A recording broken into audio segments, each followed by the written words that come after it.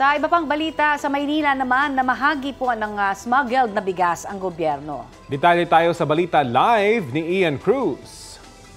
Ian? Yes, Connie, Rafi, pinangunahan nga ng Pangulo ang distribusyon ng bigas para sa 1,000 miyembro ng 4Ps dito sa lungsod ng Maynila. Sabi ng Pangulo, ang mga bigas na pinamahagi nila sa San Andres Sports Complex ay bahagi ng kumpiskado o smuggled na bigas sa Zamboanga Port. Pagpapakita raw ito na seryoso ang pamahalaan kontra sa smuggling ng bigas.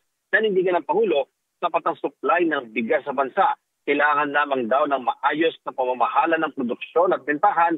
Mas malaki rin daw ang ani ngayong second quarter ng taon kung ikukumpara sa nakalipas sa taon. Ngunit ang sumisira raw ng balanse ng supply at presyo ng bigas sa pamilihan ay ang hoarding at gayon din ang smuggling at price manipulation ng mga mapagsamantalang negosyante. Connie? Yes, Ian, yung mga bigas na pinamigay, smuggled, hindi ba natin nalaman pa kung saan galing ito? Natukoy ba kung sino yung smuggler?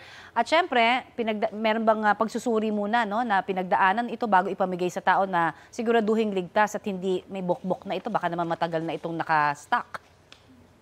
Well, Connie, ang nakita natin kanina yung stako, Actually, tinitingnan nga namin kung ano yung country of origin, pero hindi naka-state doon, at hindi rin na-disclose kanina ng mga taga-gobyerno kung saan nga ba nanggaling ito. Pero jasmine rice, Connie, yung na-distribute kanina.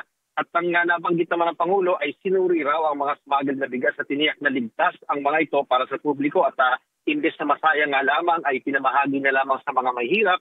At yung mga nakausap naman natin ng mga beneficiaries ay labis ang pasasalamat ng mga nakatanggap ng bigas dahil yung iba sa kanila, Connie, na ilan lamang yung miyembro ng pamilya ang binabanggit nila.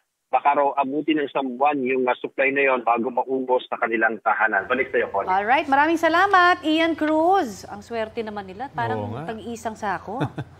Balita ko, may tututukan kayo tuwing 11 a.m. sa GTV. Alamin ang mahalagang balita at impormasyong dapat nyong malaman sa Balita Ko tuwing Lunes hanggang Biyernes. Mag-subscribe din sa GMA Integrated News sa YouTube.